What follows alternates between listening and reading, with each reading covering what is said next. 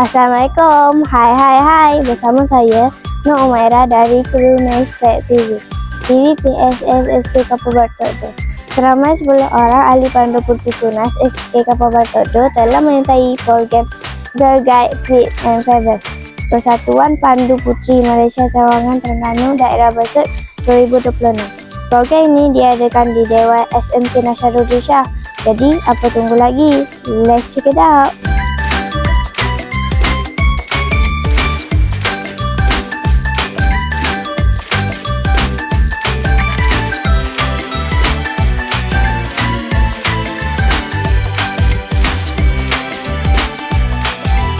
Kita semua diberi kesempatan untuk bersama-sama menjalankan program Girl Guide Fit and Fabulous Anjuran Pandu Putri Daerah Besut yang merupakan acara julung-julung kali diadakan.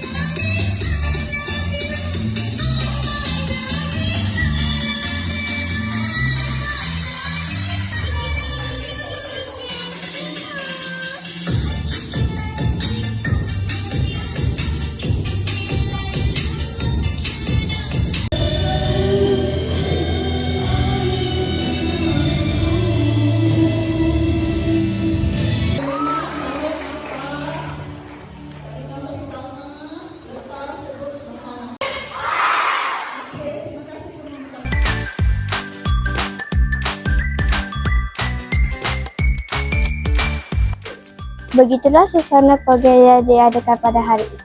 Semoga semua ahli pandu putri tunas yang menyertai program hari ini terus aktif dan terus maju jaya. Demikian sahaja laporan daripada saya. Kita berjumpa lagi di lain hari dan waktu. Saya Nur Umairah melaporkan untuk Nasdaq TV. Saluran informasi anda. Bye-bye.